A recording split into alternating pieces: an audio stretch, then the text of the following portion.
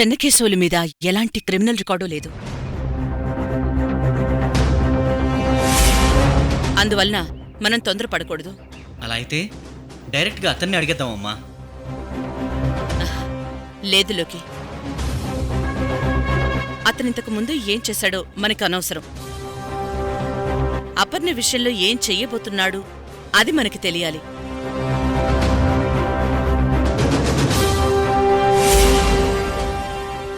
Criminals mentality నీకు తెలీదని కాదు గాని వాళ్ళెప్పుడూ నిజం చెప్పరు. అందులోనూ ఇలాంటి వాళ్లని మాస్క్డ్ క్రిమినల్ అంటారు. ఇలాంటి వాళ్లు కొంతమందికి వాళ్ళు క్రిమినల్స్ అని కూడా తెలీదు. ఈ చెన్నకేశవులు కూడా అలాంటివాడే అయితే మనకి నిజం తెలీదు. అయితే అతను మాట్లాడిన తీరును బట్టే అతను నేరస్తుడు అవునో కాదో చెప్పేయచ్చు. లోకి, అతను మనకి బంధువు. కేవలం ఒక క్రిమినల్తో మాట్లాడాడనో అతని ఫోన్ డేటాలో ఏవో నెంబర్లున్నాయనో అతన్ని అనుమానించలేం. అంతేకాదు, గతంలో శాలిని విషయంలో కూడా ఇందుమతి వద్దంది. ఇతనెప్పుడూ కాదనలేదు. మొదట్నుంచి మంచిగానే ఉన్నాడు. సరే అమ్మా, నీ ఇష్టం. నువ్వు చెప్పినట్టే చేద్దాం.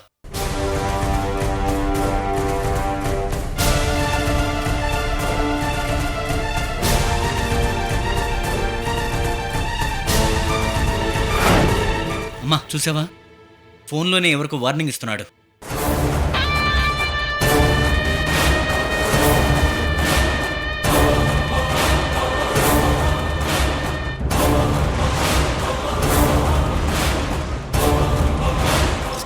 లోకి దిగు.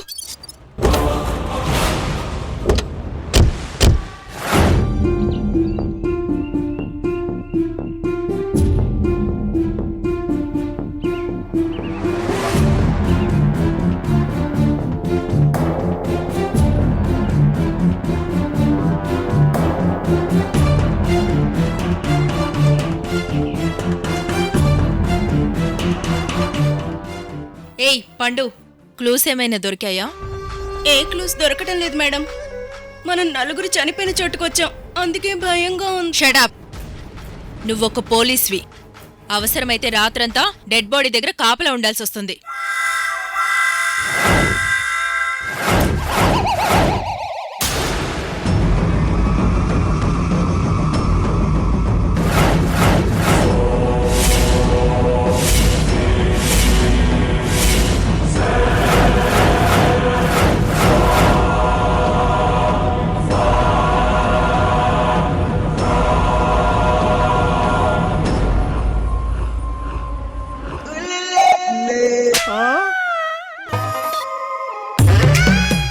కంగారు పడక పండు, ఆడవాళ్ళని అలాంటి డ్యూటీల్లో వెయ్యర్లే. అమ్మయ్యా, బతికించావు.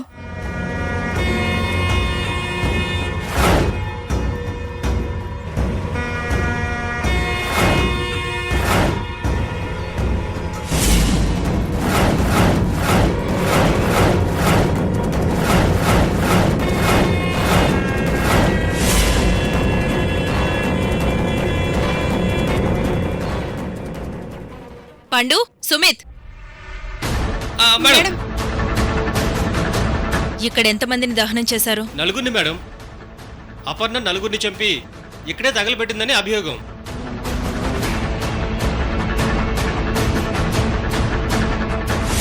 మేడం, ఇంతకుముందు క్లూస్ టీం ఇక్కడ అంతా చెక్ చేసింది. ఆ వివరాలన్నీ మన స్టేషన్లో ఉన్నాయి.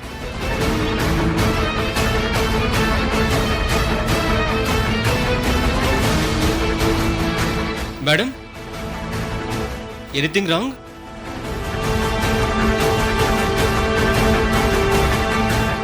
Total reports wrong Sumit. ఎవరో మొత్తం క్రైమ్ సీన్ని మ్యానిప్యులేట్ చేశారు.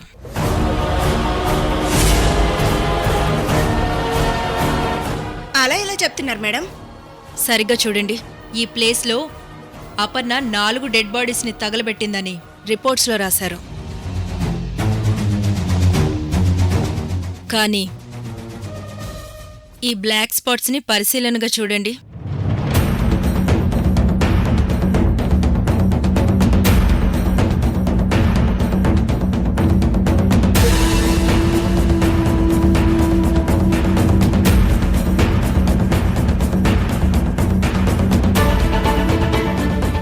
ఏమైనా తెలిసిందా?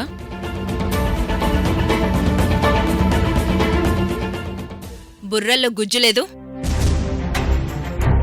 సరిగ్గా చూడండి. ఈ ప్లేస్లో నలుగురిని తగలబెట్టడం ఇంపాసిబుల్. ఇక్కడ ఒక్క బాడీనే దహనం చేశారు. చనిపోయిన వాళ్లలో మరుగుజ్జులెవరూ లేరు కాబట్టి ఒక్కొక్క మనిషి మినిమం హైట్ 5 అడుగులనుకున్నా నలుగురిని దహనం చేసిన ప్లేస్ మరింత పెద్దగా ఉంటుంది. ఈ బ్లాక్ స్పాట్ మరింత పెద్దగా ఇంకొంచెం వెడల్పుగా ఉండేది. అవును మేడం, మీరు చెప్పింది నిజమే. అవును, ఇక్కడ ఒక్క మనిషిని మాత్రమే దహనం చేశారు. మరి మిగిలిన 3 డెడ్ బాడీలను ఏం చేసి ఉంటారు మేడం? వేరే ఎక్కడైనా దహనం చేసి ఉండొచ్చు, లేదా పాతి పెట్టుండొచ్చు. అది ఎక్కడై ఉంటుంది మేడం?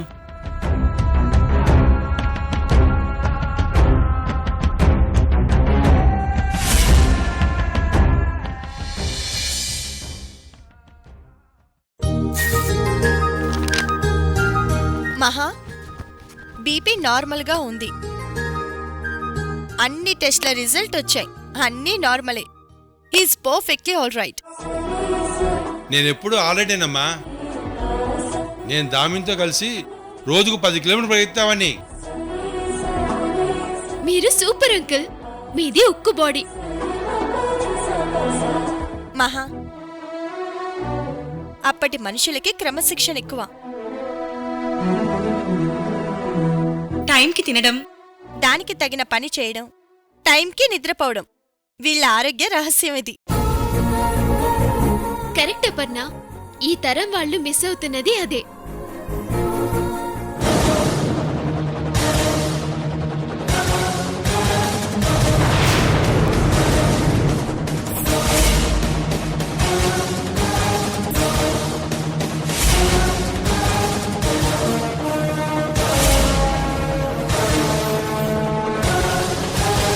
రాదామిని, అపర్ణ ఇప్పుడే బీపీ చెక్ చేసింది.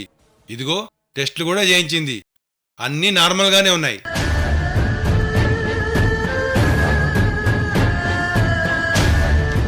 దామిని, నీకో విషయం తెలుసా? అంకుల్ కి ఎలాంటి ప్రాబ్లమ్స్ లేవు. దామిని, ఏ, బేటీ, బేటీ! ఆగండి. ఏయ్, చెప్పు. నేనిప్పుడు నువ్వు డెడ్ బాడీస్ కాల్చిన చోటుకు వెళ్ళొస్తున్నాను. నువ్వు చంపింది 4 కానీ అక్కడ ఒక్క శవమే కాల్చినట్టు తెలుస్తుంది. మిగతా 3 బాడీస్ని ఏం చేసావు? మర్యాదగా నిజం చెప్పు. ఆ 3 శవాల్ని ఏం చేసావు? చెప్పు. దామిని, ఏంటి అడగడం? ఎదుటి మనిషిని బాధ పెట్టడం ఎప్పుడు నేర్చుకున్నావు? ఈ కాకి బట్టలు వేసుకున్నాక డ్యూటీ నేర్పుతుంది బాబా.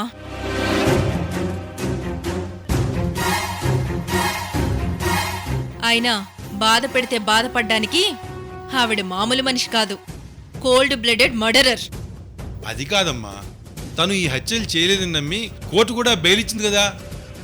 ఇంకా తనని అంతకురాలంటావు ఎందుకు?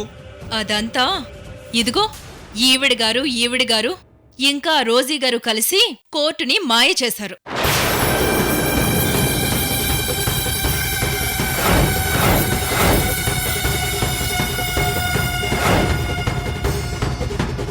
చెప్పాపన్నా,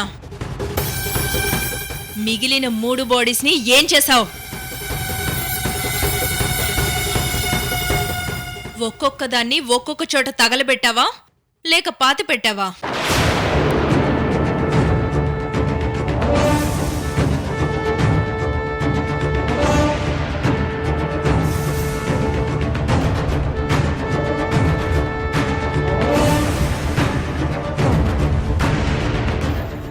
ఏడ్చినంత మాత్రాన తప్పు ఒప్పైపోదు. చెప్పు, శవాన్ని తీసుకెళ్ళి ఏదైనా నదిలో పారేశావా?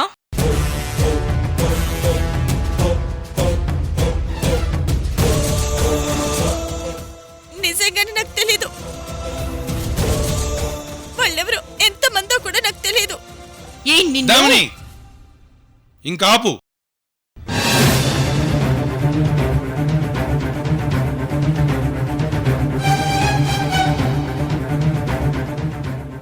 మనకేం సంబంధం లేని చెప్తున్నా వినవే, ఇంకా ఎందుకు బాధ పెడుతున్నావు? బాబా నీకేం తెలీదు. అడగ్గానే నిజం చెప్పడానికి ఇది పాడ్వా కాదు. ఇక్కడ మనుషులు పైకొక రకంగా లోపల ఇంకో రకంగా ఉంటారు. మాటలను బట్టి నిజం తెలియకపోవచ్చమ్మా, కానీ మనిషి ముఖంలోని భావాలు నువ్వు ప్రశ్న అయినప్పుడు అవతల వ్యక్తి నేరం చేశాడో లేదో చెప్పేయచ్చు.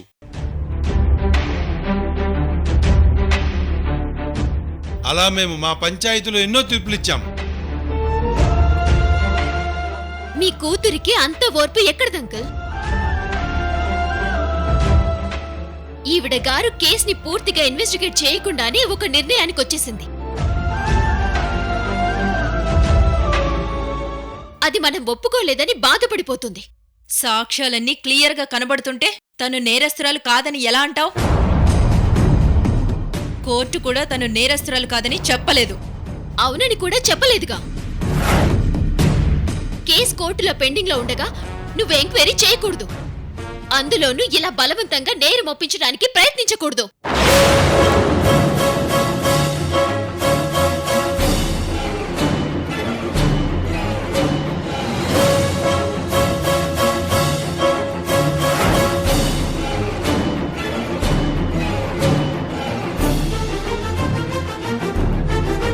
రోజుగారు ఎక్కడున్నారు? ఆవిడ త్వరగా వస్తే బాగుండు, లేకపోతే వాళ్ళిద్దరూ కొట్టుకునేలా ఉన్నారు.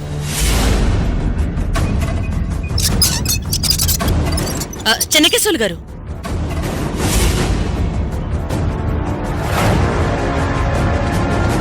రోజుగారు మీరెలా వచ్చారేంటి? నా సంగతి సరే, మీరేంటి ఇలా వచ్చారు? ఎవరినైనా కలుద్దామని వచ్చారా? అవునండి, ఒక ఫ్రెండ్ కోసం వచ్చాను. కానీ ఎంతసేపు వెయిట్ చేసినా అతను రాలేదు. ఫోన్ చేస్తే పని మీద వేరే చోటుకు వెళ్ళాను, రాలేనని చెప్పాడు. అందుకేనా అతన్ని ఫోన్లో తిడుతున్నారు? అవునులోకి, కానీ మీరు ఇదంతా... లోకి ఫోన్ ఇలా ఇవ్వు. మీరు కలవాలనుకున్నది ఇతన్నేనా?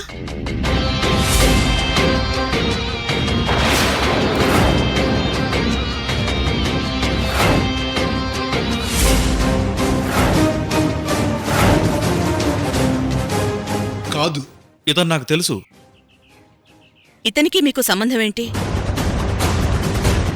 మీరితనితో మాట్లాడడం మేము చూసాం.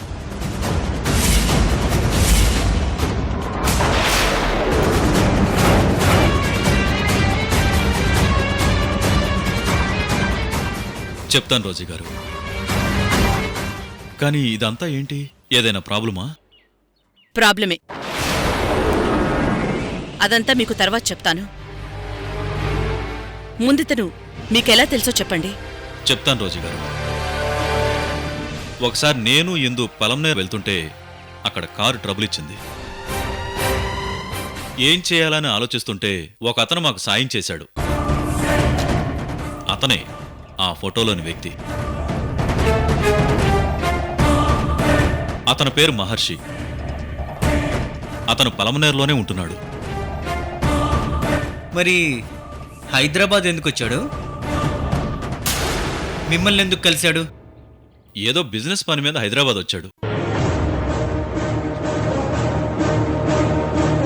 పలమనేరులో మన పొలాలున్నాయి కదా, అవి లీజుకి అడిగాడు. నేనివ్వలేదు. అలా 2-3 సార్లు కలిశాడంతే. మీరు చెప్పిందంతా నిజమేనా? నిజంలోకి బంధువుల దగ్గర అబద్ధం ఆడాల్సిన అవసరం నాకేముంది చెప్పు. అయినా అతని గురించి ఎందుకు ఇన్ని వివరాలు అడుగుతున్నారు? అది ఏం లేదండి, చిన్న పని మీద అడగాల్సొచ్చింది. అతని వల్ల ఏదైనా సమస్య వస్తే చెప్పండి రోజీ గారు, మీకు నేను సాయం చేస్తాను. ఆ మాట అన్నందుకు థ్యాంక్స్. అవసరమైతే మీ సాయం అడుగుతాం. వస్తామండి.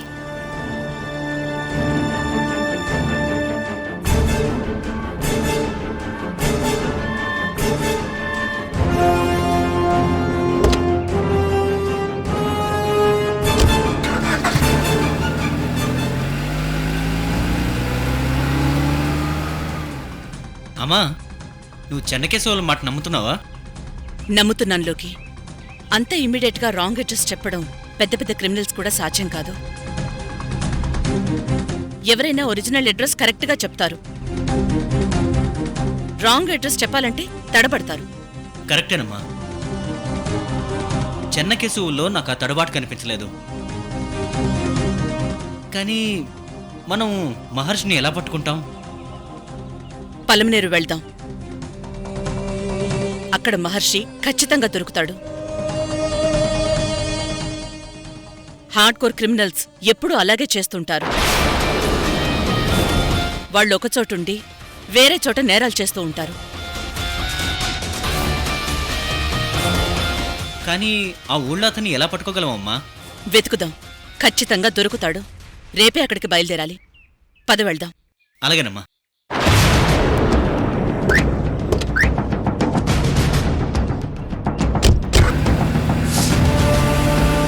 అవును, నువ్వు తప్పు చేస్తున్నావు. అక్క, అన్నింట్లో అనవసరంగా ఇన్వాల్వ్ అవ్వకు. బేటీ, మహాలక్ష్మి చెబుతుంది నిజమే కదమ్మా. కోర్టు ప్రొసీడింగ్స్లో ఉన్న కేసుని బయట డిస్కస్ చేయకూడదు, ఎంక్వైరీ చేయకూడదు కదా. తెలుసు బాబా, ఈ లాయర్ గారు ఇలా ఆపుద్దని నాకు తెలుసు. మా డిపార్ట్మెంట్ దీన్ని ఒక స్పెషల్ కేసుగా తీసుకుంది. అందుకే కోర్టు నుంచి ఈ కేసు ఎంక్వైరీ చేయడానికి, అక్యూజ్డ్ విచారించడానికి పర్మిషన్ తీసుకున్నాను.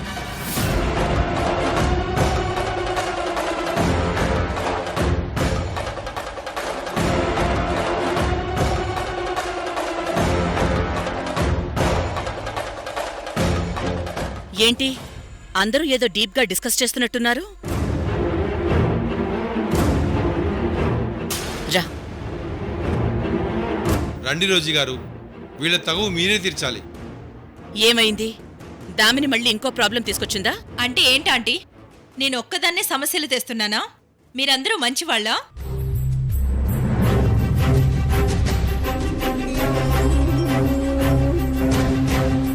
అసలు ముందు గొడవేంటో చెప్పండి. రాగానే అమ్మనెందుకు కన్ఫ్యూజ్ చేస్తున్నారు? అమ్మా, ఈవిడ గారు ఆ శవాల్ని కాల్చిన చోటికి వెళ్ళిందంట. అక్కడ ఒక శవాన్ని కాల్చినట్టు గుర్తులున్నాయంట. మిగిలిన 3 శవాల్ని ఏం చేశావని ఎంక్వైరీ చేస్తోంది.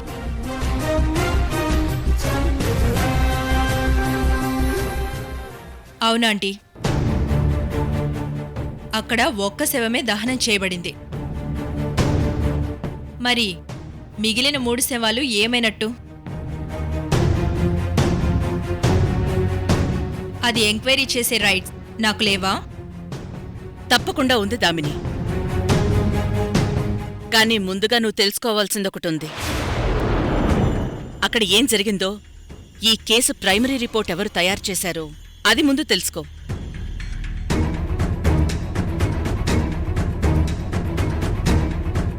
వాళ్ళు మొదట్నుంచి అన్ని తప్పులే చేశారు. అపర్ణ దోషి అని వాళ్ళిచ్చిన రిపోర్ట్ రాంగ్. అలాగే అసలు డెడ్ బాడీస్ ఏమయ్యాయో అది తెలుసుకోకపోవడం అన్నిటికంటే పెద్ద బ్లండర్.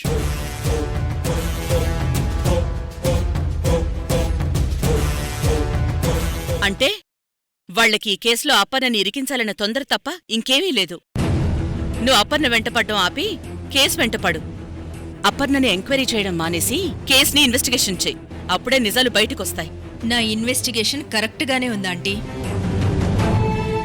కానీ హంతకురాలు చాలా తెలివైంది కావడంతో కేసు మలుపులు తిరుగుతుంది. దామిని, నేను ఏ శవాల్ని ఎక్కడ పాతిపెట్టలేదు. నేను నమ్మను.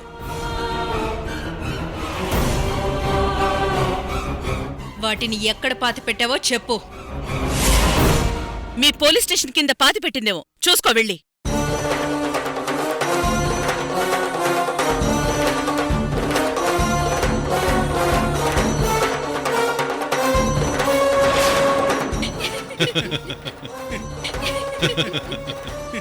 నవ్వండి నవ్వండి. కాని ఏదో ఒకరోజు నేనే కరెక్ట్ అని తెలుస్తుంది. అప్పుడు చెప్తా మీ అందరి సంగతి. చిన్నపిల్లలా మాట్లాడుకుదామిని. ఆటలో నువ్వే గెలవాలని నువ్వు చెప్పిందే కరెక్ట్ అని అన్నా పర్వాలేదు. కానీ ఇది జీవితం. ఇక్కడ నీ పంతం కోసం పట్టుబడితే చాలా మంది అన్యాయం అయిపోతారు. నేను నా పంతం నెగ్గాలని చూడట్లేదు ఆంటీ, న్యాయం గెలవాలని చూస్తున్నాను. దాన్ని ఎప్పటికైనా గెలిచి తీరుతాను.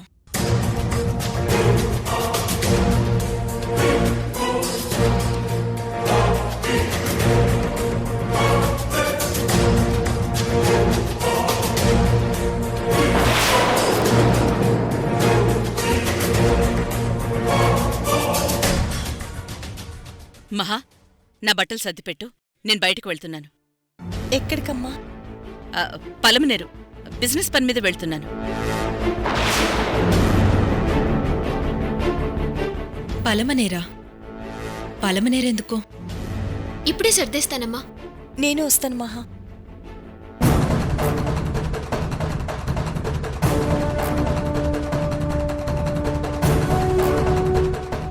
అమ్మా, ఆ రోజు మనిద్దరం కూడా ఆ ప్లేస్కి వెళ్ళాం కదా. వెళ్ళాం. నాకు ఆ రోజే తెలుసు అక్కడ ఒక డెడ్ బాడీయే దహనం చేయబడిందని. అప్పుడే నేనిదంతా ఎవరో ఆడుతున్న గేమ్ అని డిసైడ్ అయ్యాను. మరిప్పుడు ఏంటమ్మా పరిస్థితి? చూద్దాం. వీళ్ళే ఎత్తులు వేస్తారో, దీని వెనుకున్న మాస్టర్ మైండ్ ఎవరిదో తెలుసుకుందాం.